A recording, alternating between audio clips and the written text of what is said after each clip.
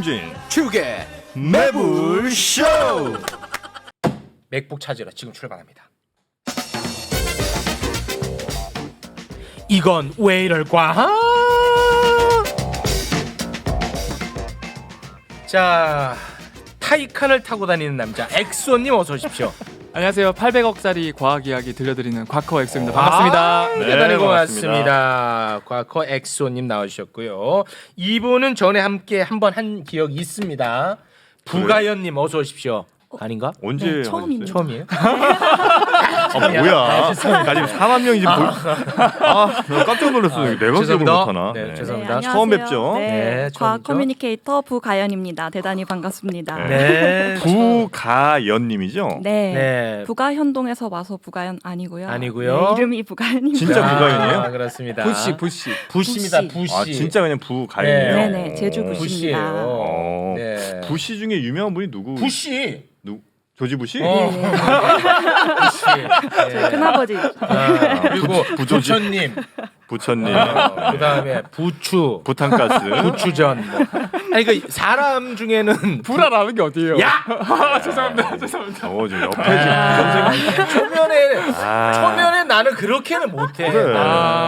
순수 우리 말이지 않습니까? 아. 고환을 아름답게 우리 말로. 그건 아니지 않나. 또 어쨌든 페임랩 그 과커 1등. 1등이야? 네, 1등. 네. 1등 반갑습니다. 네. 오늘 뭐 초면에 제가 좀 조심스럽긴 한데 이 4만 채워야 됩니다. 그래서 제가 조금 채찍질을 가하겠습니다. 네. 열심히 잘 해주시기 바랍니다. 과학 코너에서 4만 가면 저희 네. 맥북 주시나요?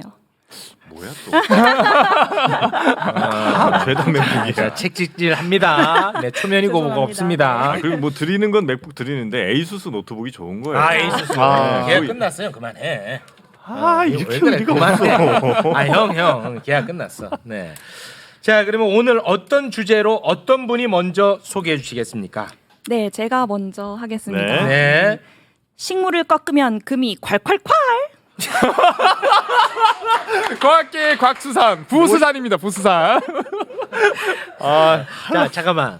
저기 여봐요. 할 거면 자신감 있게 하든가 아니면 자신감이 없으면 하지를 말든가. 죄송합니다. 둘 중에 하나 하시오. 자신감을 좀 더 예, 갖고 오도록 다시 합니다. 하겠습니다. 그거부터 다시 할까요? 갑니다. 할 거면 자신 있게 해. 그러니까요. 서로 민망하게 하지 마시오. 두 번째 칼부터 자신감이 확 떨어져서. 아, 다시 갑니다. 그랬어요? 네. 자, 렛츠 기릿. 식물을 꺾으면 금이 콸콸콸. 옳지. 옳지. 네, 채굴 패러다임이 바뀌고 있습니다. 미래 채굴 기술 이야기 들려드리겠습니다. 미래 채굴 기술 이야기. 식물에서 뭘 하는 모양이죠? 뭐야? 식물을 꺾으면 행력죠. 식물에서 뭘 채굴해? 이상합니다. 자, 그럼 한번 가보겠습니다. 무슨 얘기입니까? 네, 혹시 요새 금 일단 1000명 올랐어. 콸콸콸로. 좋아. 맥북. 네. 요새 금 가격이 얼마인지 대충 아시나요? 금이요? 네. 한 돈에 한 20몇만 원쯤 하나요? 네, 오늘 기준 1g당 한 74,800원에서 1g당? 네, 왔다 갔다 하고 있습니다. 네. 1g 돈 7만 대충 한 30 하겠네. 1g에 74,000원이군요. 네, 예, 아시다시피 금은 굉장히 오래전부터 귀금속으로 여겨져 왔잖아요. 네. 그래서 미국 지질조사국에 따르면 역사적으로 지금까지 총 18만 7천 톤의 금을 채굴해냈다고 해요. 인류가? 네. 그러니까 이거를 어떤 인간이 버리지 않았다면은 인간이 가지고 있는 금이 총 18만 7천 톤 정도 된다는 얘기겠죠. 네. 나 이거 깜짝 놀랐어. 댓글에 네. 우가 너 어릴 때 보고 음. 오랜만에 오늘 또 인사한다. 너 잘 나간다는 얘기 듣고 지금 댓글 단다고 했는데 그래서 아이디가 뭔가 봤더니 아니오대야. 이제 국회의원 출신. 아 예전에 아니오대. 국민의힘. 아이고 뭐 하세요 여기서? 아니 그 낙선하시고 어떻게 여기? 아 진짜 이분인가? 진짜야. 왜냐면 이거 어떻게 알아 이거를? 이렇게 이거는 주장 못 합니다. 아니오대. 우리 아버지랑 같이 근무하셨다가 네. 국회의원 2번 하셨어. 아니오대님 반갑습니다. 네. 아무도 모르니까 재미가 없네. 의원님 들어가세요. 아무도 모르네요. 네. 자 그래서 자 금을 많이 캐놨습니다. 18만 7천 톤. 네. 18만 7천 톤의 7천 톤 금이 캐냈습니다. 있습니다. 네.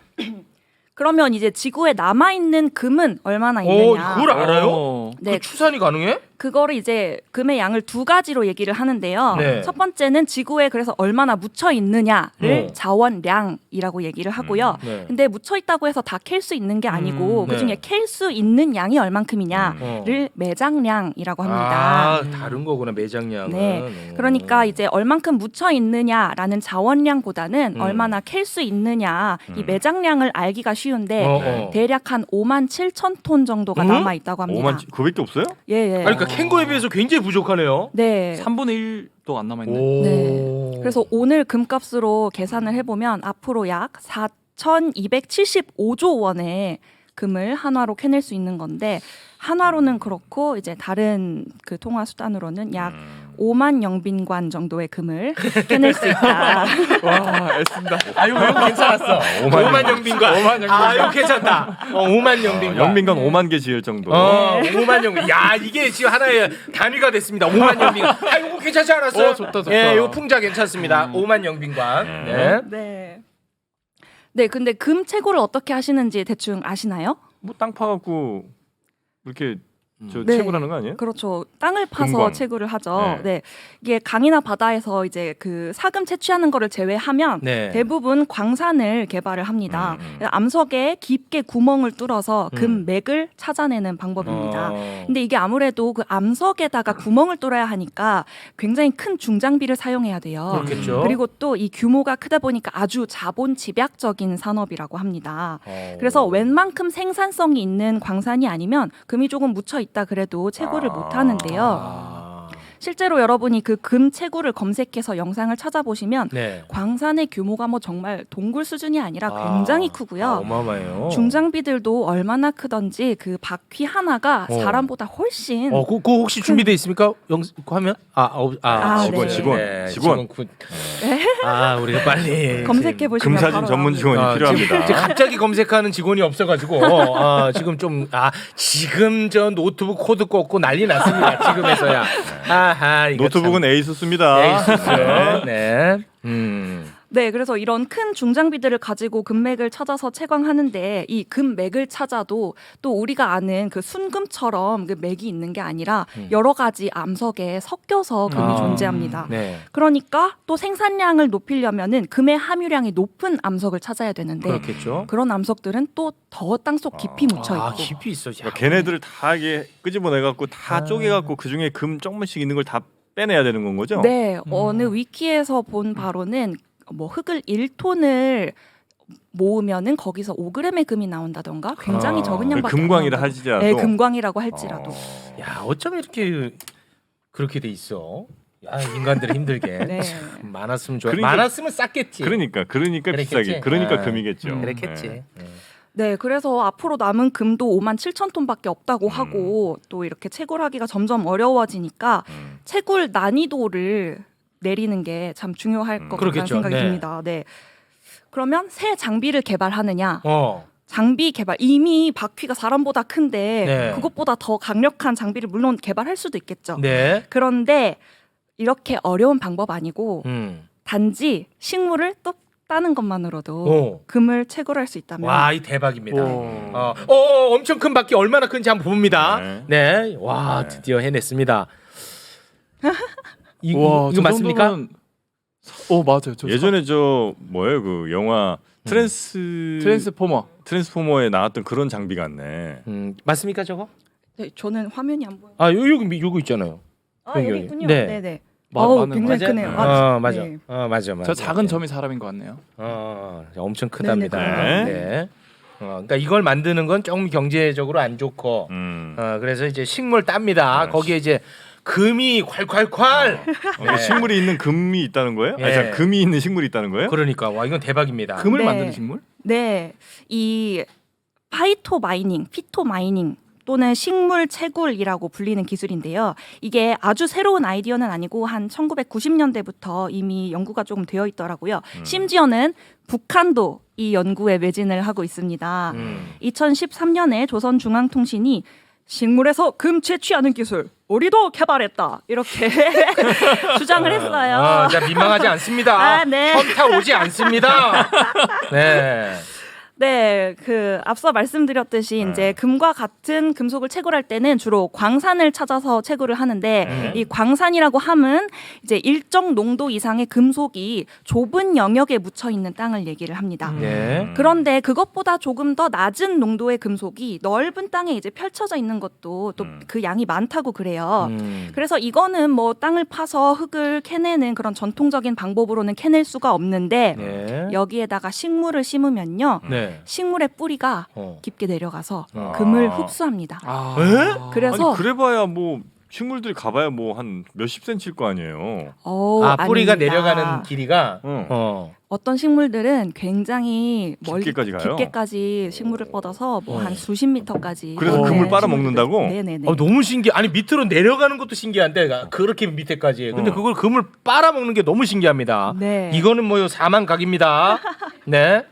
설명해 주세요. 네, 그렇게 식물의 뿌리가 금을 흡수해서 이파리까지 그 금을 이동을 시킵니다. 와 진짜. 와. 그러다가 이 식물을 키우다가 나중에 다 크면 식물을 베어서 불에 태웁니다. 그러면 남은 재에서 금을 정제해낼 수가 있는 거예요. 진짜요? 와. 아니 그러니까 이 자연 상태 식물이었던 거예요? 아니면 이런 식물을 개발해낸 거예요? 심는 이미 거죠? 네, 이미 자연 상태의 식물에도 이런 현상이 있었고요. 그리고 또 사람들이 더 개발을 또 개발을 해가고 해서 있습니다. 아마 접붙이기나 뭐 이런 거 해가지고. 네. 접붙이기.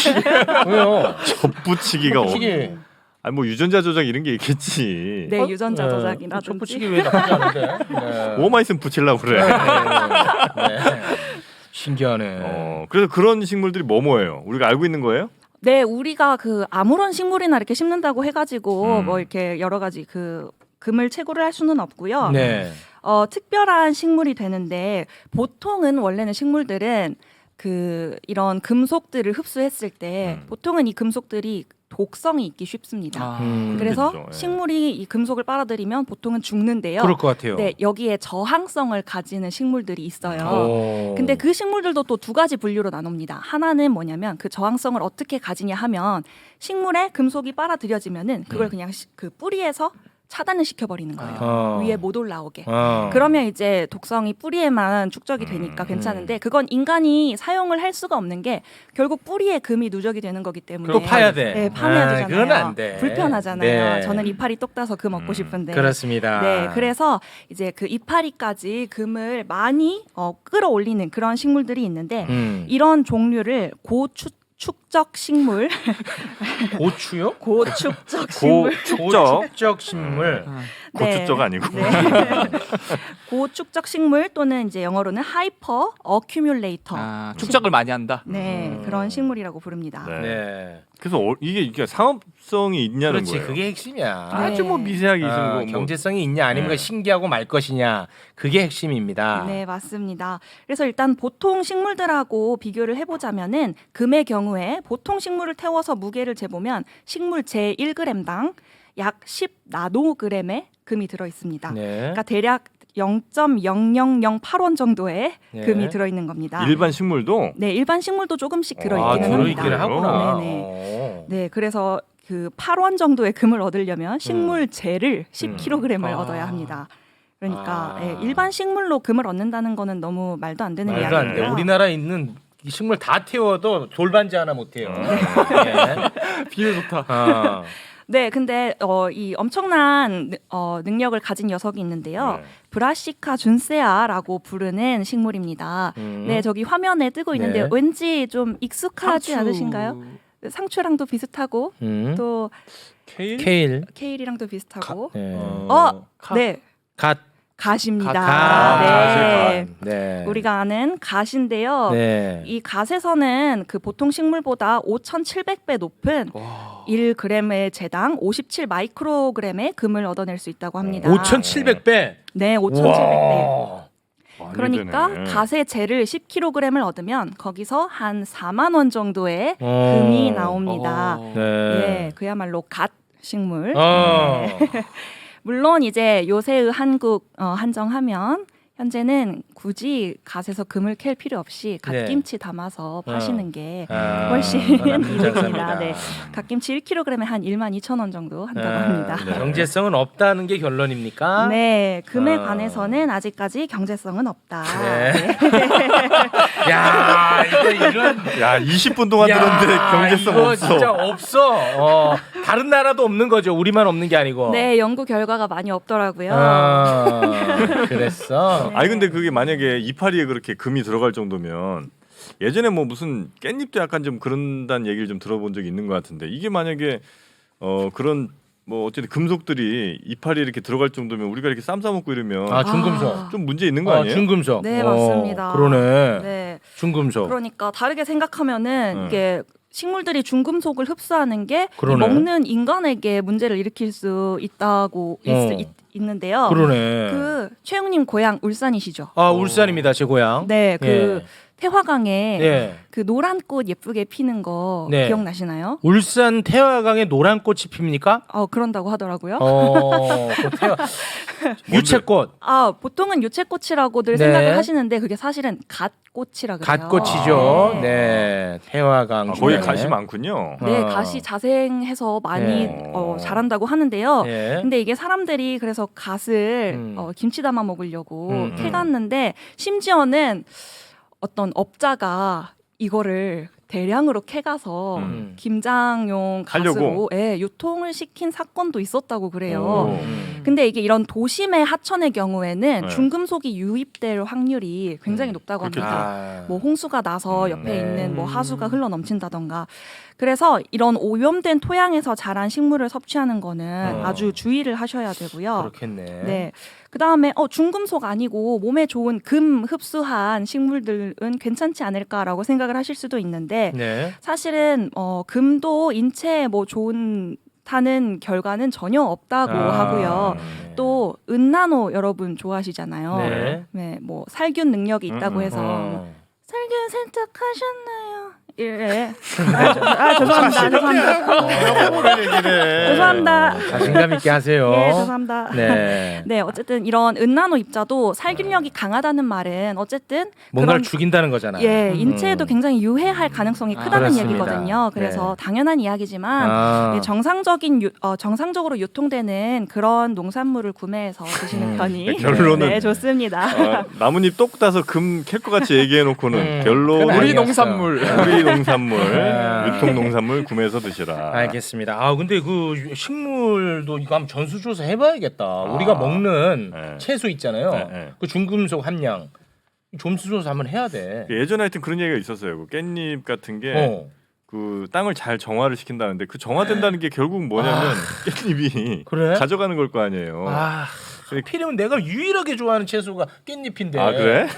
근데 그런 식으로 따지면 사실 우리 먹을 수 있는 게 없는 게 해산물도 요즘에는 해산물 그 왜? 안에 미세 플라스틱이 너무 많아가지고 해산물에도 플라스틱이 있어? 최근에 이제 사람들 대상으로 뭐 그 대변을 다 받아가지고 수치를 재봤는데 전체 사람들 전체에서 다 네. 미세 플라스틱이 되게 많이 검출이 됐다 그러고. 그래? 근데 특히 높게 나온 게 이제 좀 그 조개나 이런 해산물 많이 먹은 사람들 좀 많이 나온다고 하더라고요. 조개 좋아하는 사람. 당분간은 이제 저는 채소 조개 그리고 어패류 입에도 되지 않겠습니다. 네. 알겠습니다. 자, 그러면 엑소. 네, 오늘은 제가 아직 6분이나 남아서 네. 아주 든든한데요. 자, 사실 그 넷플릭스에 나의 문어 선생님이라는 그 다큐가 있거든요. 네. 되게 재밌는데. 우리가 문어는 근데 많이 다뤘어요. 그렇죠. 네. 그래서 저는 이제 매불쇼니까 매플릭스. 넷플릭스. 이제 오징어도 문어만큼 똑똑하다. 오징어도 똑똑해? 그래서- 오징어 여기 나와 있거든요. 정우성과 함께하는 오징어. 나는 갑오징어요. 그렇죠. 갑오징어. 그래서 오늘은 나의 갑오징어 선생님. 갑오징어에 이번에? 네, 부제 영진이 형 특집으로. 야, 오징어가 똑똑하다는 얘기는 한 번을 못 들어봤습니다. 네, 그래서 이제 갑오징어가 사실 놀라운 변장술의 대가인데 네. 이 보통 갑오징어는 이제 주변 환경을 보고 이제 본인도 주변 환경이랑 비슷하게 이제 색깔, 질감 패턴을 따라하거든요. 대표적으로 이제 하얀 접시에 이제 갑오징어를 올려두면은 하얀 색깔로 저렇게 하는데 딱 저런 식으로 우와. 바꾸면은 네모나게 검정색 바둑이 패턴으로. 와, 대단하네. 다시 한번 보여드릴까요? 와, 이거 진짜 완전 타일 색깔로 바뀌었습니다. 네, 네모난 부분을 딱 자기가 이제 만드는 거예요. 그렇죠. 네. 그리고 저거 바꾸면 다시 흰색 모래로 바꿔요. 저는 식으로 색깔을. 와, 오. 참으로 정말 놀랍습니다. 한 번 더 보여드릴 수 있나요? 한 번 더 보여드리는 직원 안 구해도 되는 네, 저런 식으로 이렇게 갑자기 바뀝니다. 잘 보시면 네모난 패턴도 그대로 따라합니다. 그대로 그러네. 따라요. 와, 이건 거기에 정말 딱 맞추네 자기를. 네. 놀랍습니다. 이건 저런 놀랍습니다. 네. 저런 패턴 자체가 큰 네모뿐만 아니라 굉장히 오밀조밀한 작은 네모들도 다 따라할 수 있고. 아, 크기도 거기에 맞춰? 네네. 와. 굉장히 신기하죠. 네, 이건 신기합니다. 그래서 이제 이 녀석들이 그러면은 어떻게 이렇게 변신술의 대가가 되었을까? 네. 많은 연구 그룹이 연구를 해봤는데 이 갑오징어의 피부 조직에는 약 2천만 개의 색소 세포, 그러니까 색소를 만드는 세포들이 굉장히 많은 거예요.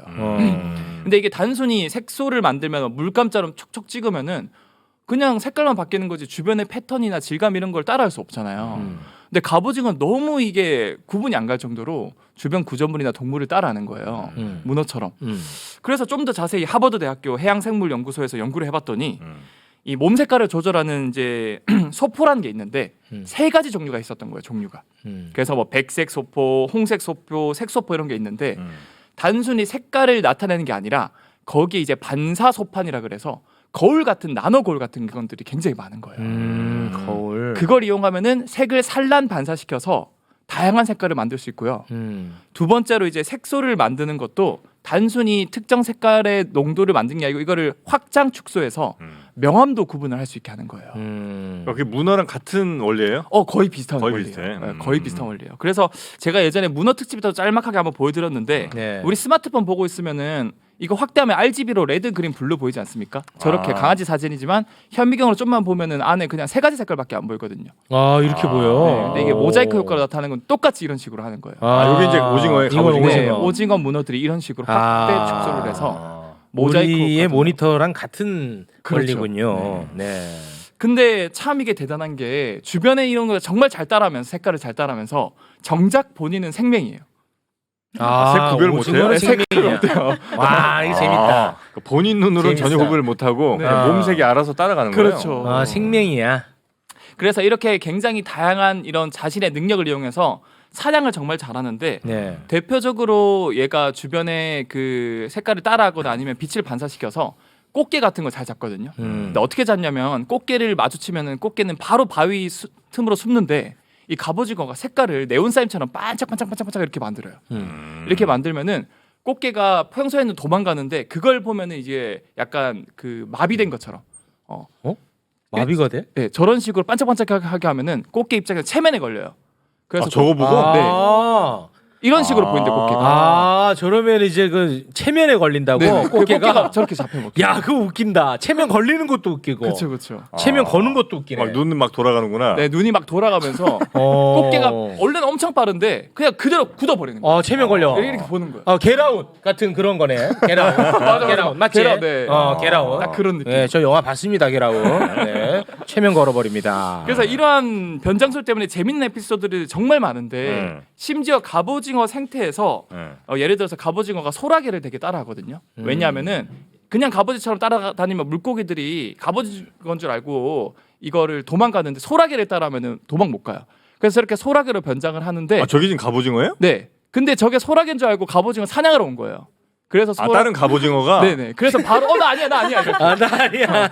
야야야야 오해했다. 나야 나 갑오징어. 자기들끼리도 모르네. 서로 섞는 거예요. 와, 저거는 재밌다. 이 장면. 이 장면은 한 번 더 우리 또 앵콜로 갑니다. 네. 여자 꼬실 때 저런 거 하면 좋겠다 갑오징어. 그러니까 평소에 저게 자기가 사냥하려고 소라게로 변신해서 물고기 근처로 갔는데 다른 갑오징어 왔어. 소라게다.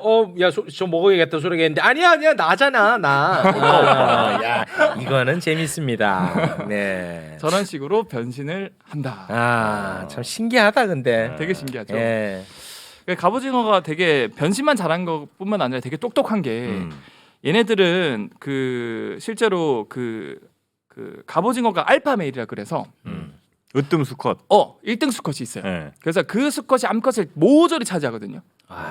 그래서 막 데리고 다닙니다. 근데 이 루저 수컷들은 그래도 머리가 좋아요. 가만히 이제 자기가 당하고 있지만 않아요. 얘가 변장술의 대가잖아요. 그래서 이쁜 암컷을 따라해요. 자기가 암컷인 것처럼. 암컷일 줄 알고 따라해서 그 알파 메일을 따라다니는 암컷 무리에 껴서 같이 돌아다니는 거예요. 그러면은 이제 알파 메일 대장이 다른 수컷이 봤을 때 막 이렇게 그 싸우거나 또는 좀 이쁜 암컷이랑 짝짓기를 할 때 그때 수컷으로 변신해서 남은 암컷이랑 짝짓기 하고 와, 도망가는 거예요. 그거는 사기 아닙니까? 야, 이건 정말 최악인데요. 생존이지 생존. 생존. 아니 그 속이는 건 안 돼.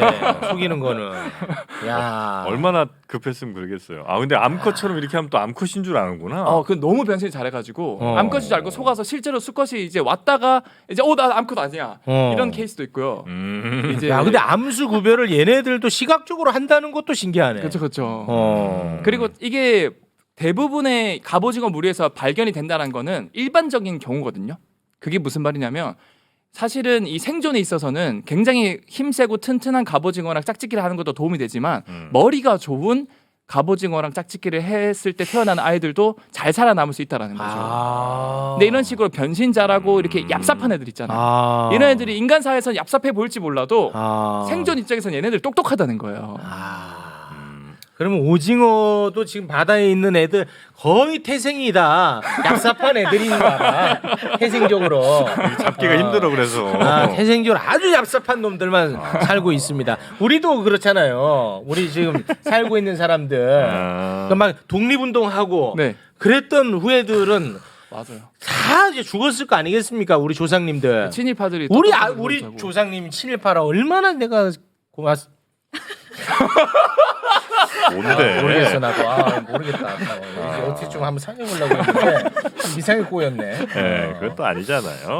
나는 머리가 나빠서 후대를 남기지 않겠습니다. 네. 여튼 그 갑오징어도 이런 식으로 다양한 애들, 그러니까 예를 들면 체격 좋고 뭐 잘생긴 애들이 물론 이제 꽤 많이 다수를 차지하겠지만 그런 약간 머리 좋고 약색 바른 친구들이 또 상당히 보완을 해주면서 그 종 자체가 좀 오래 보존되는 데는 도움이 되겠네요. 그렇죠. 이게 유전적 다양성이 유지되는 거고 결국 생명체 어디를 가도 무조건 잘생긴 정성 오징어뿐만 아니라 그렇지. 어디 누구든 이렇게 살아남을 수 있는 그런 전략이 있으니까 그렇지. 우리 인간도 끝까지 살아남으려고 맞아. 해서 잘생겼는데 나약하면 이 생존에 유리하진 않거든. 그쵸. 그렇잖아요. 네. 근데 얼굴은 엉망이야.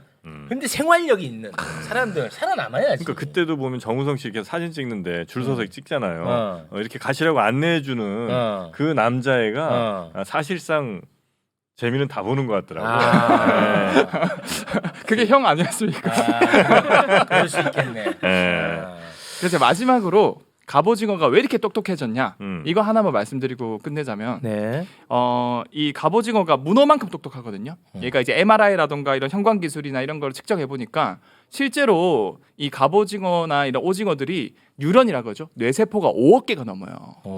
이 5억 개 수치는 실제로 포유류 중에서 똑똑한 개들 있잖아요. 강아지. 네네. 강아지가 그 정도 되거든요. 그래요? 그러니까 이 정도로 똑똑하고 어느 정도냐면 이제 지연 보상이라는 개념을 알아요. 뭔가 먹이를 줬을 때 당장 이걸 먹으면은 나중에 좋은 먹이가 있는데 그거를 놓치는 경우가 있거든요. 근데 이거를 조금 참았을 때 더 좋은 먹이를 주면은 그거를 이 앞에 먹이가 있어도 안 먹어요. 훈련돼 얘네들? 훈련이 돼요. 네. 그래? 네. 그럼 이거는 뭐 반려로 키우면 되겠네. 실제로 반려로 키우는 분들도 반려로 계시고, 있습니까? 네. 제가 말씀드렸잖아요. 이건 거의 강아지 정도의 수준의 이제 뉴런을 가지고 있기 때문에 지능이 그 정도까지 될 수 있고. 와, 반려로. 가끔 산책 시켜주면 뭐 오징어를? 반려로. 하네스하고 네. 목줄하고 입마개 하고. 아니 뭐 짖지도 않을 테고 얼마나 좋습니까? 짖진 않지. 네. 오징어 똑똑하네요. 대단히 고맙습니다. 네. 자, 그럼 오늘은 여기에서 좀 마무리를 지어볼까 하는데요. 우리 부가연님 오늘 처음으로 함께 하셨는데 어떠셨는지요? 네, 너무 떨어서 무리수를 아. 많이 친 것 같아서 아니요. 죄송하고요. 괜찮았습니다. 다음번에 좀 더 자신감 있게. 네, 자신감 있게 현타 오는 거 견뎌냅니다. 과학 네. 쪽에서는 어느 쪽에 과학도 여러 분야가 많잖아요. 네네. 우리 부가연님은 어느 과학 쪽에 더 관심이 좀 많아요? 저는 이제 좀 생물 물리학이라고 생물. 해서 생명 현상을 좀 물리적으로 바라보는 그런 거 좋아합니다. 알겠습니다. 그럼 그쪽을 맡기도록 하겠습니다. 우리 함께해 주신 두 분 대단히 고맙습니다. 네, 감사합니다. 감사합니다. 네.